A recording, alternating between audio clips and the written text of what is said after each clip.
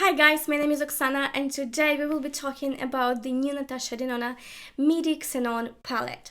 I made 5 looks today so that you can see how the palette performs or underperforms on the eyes. I hope that you will find this video helpful. Please let me know in the comments and we will crack on with the review on this palette. And the real question is, do I like it or not? And I do, to be honest. I think that for me it's just the perfect smoky eyes palette because I am not comfortable with black smoky eyes. A lot comes to blending the black colors. Sometimes it's really challenging, and especially if you want to go out, sometimes you just don't have even the time and also the efforts to guess what result you will get this time. So this palette, yes, it features a lot of like around gray colors, but this is what I like about this palette. So you saw the comparison with Jeffree Star cremated palette, and I think that you noticed the textures that we have in the shimmery side of the palette. They are much more up to date in Natasha Denona palette. Let's start talking about all of the shades that we have so that I can just show you detailed swatches and detailed comparisons with each of these shades if I have some alternatives in my collection, of course. First, we will talk about mattes, and we have like 4 around grays colors that can seem redundant in this palette, but I don't think that the contrail color, which is like a white color that you can use for your inner corner that I did today, that it is a redundant pan at all. So I think that we will just leave it out. Then another shade that I would leave out, and I wouldn't call it as redundant, is Snared, because it definitely helps you to deepen out your crease. You will not do it with any other shade. This is the only shade that is not about the darkening of the outer corner, but it's only about adding the depth to your crease. Other colors that we have are 2 that can seem a bit redundant. They are Blizzard and Flurry. They are different in their undertones, but they are the same in terms of their depth in the palette. You decide whether they are redundant or not. I don't really see them as those, but I can definitely understand if you do. In terms of the blending, of the performing of the shades, they are great, they are perfect. I didn't have any issues with all the 5 looks that I have created with this palette. Then another side of the palette we will talk about is like the darker side, when we want to deepen out our look and we just want to have this depth. There are 3 shades that can be used for this purpose. They are Ebb, Sposh and Night Sky. They are of the different texture, of course. Sposh is the black color, but it's like a cream to powder formula that Natasha Denona is famous for. It's a really weird shade, I must say, because when I first applied it, and I just use it in the outer corner just to give the depth to the eye look, for some reason when I turn the head, then it just seems like there are some gaps in the shade, even though I didn't really see them when I applied this pan, but when I edited the video I just saw these gaps in the shade.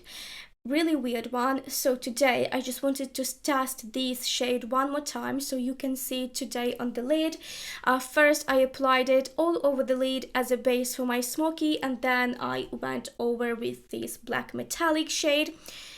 And it's still the same. When the light strikes through from the different angles, then for some reason there is a transparency, like these gaps, that I don't like. And this is why I think that it's a bit inconsistent, and it can be harder to work with this shade to have this like even depth in your look.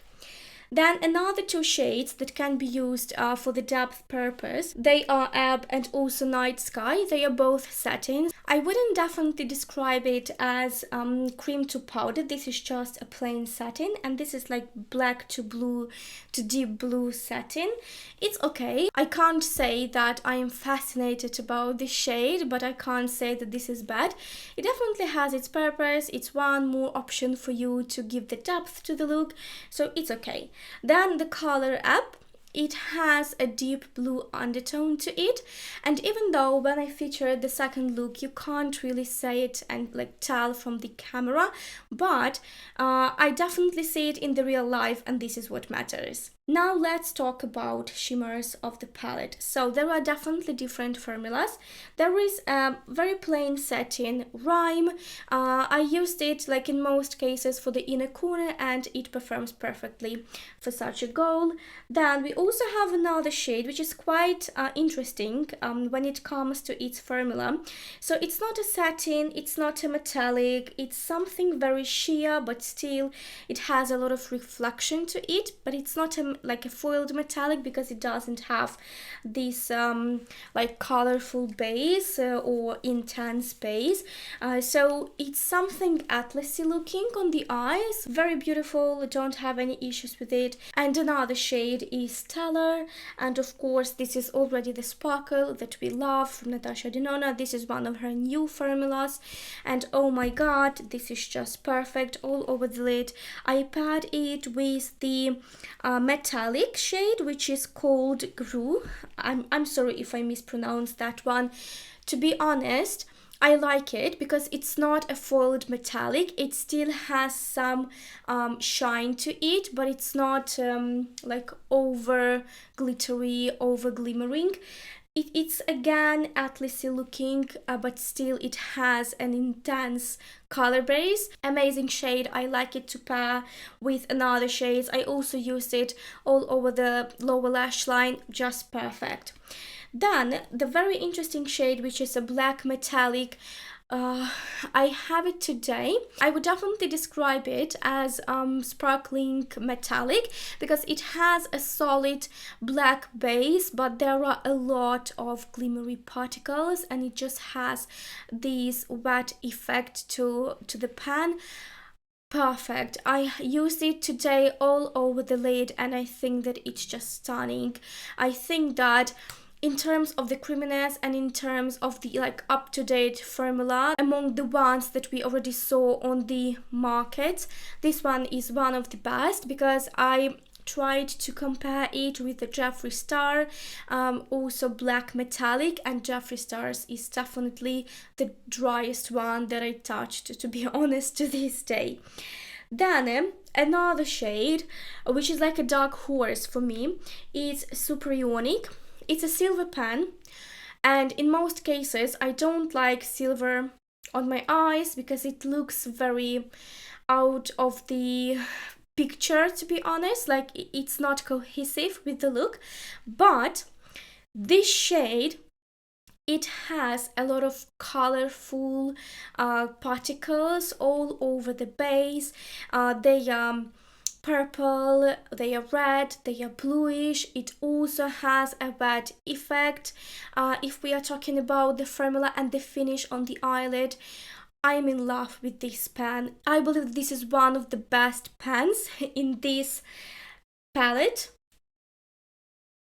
I'm out of my words. Like, to be honest, I have no comments. I think that Natasha is doing one of the best silvery pans because, for example, in the Mini Xenon palette, she also has a silver shade which has a purple undertone, and it doesn't look out of the picture on the eyes, like never. It definitely even increase the cohesiveness of the look. Then, if we are talking about the last two shimmery pans, they are Snowbow and Skiff. So they definitely differ from the rest of the palette because they have like a vivid color base. So in the Snowbow we have like a rosy one, and then in the Skiff we have the bronzy or goldish one.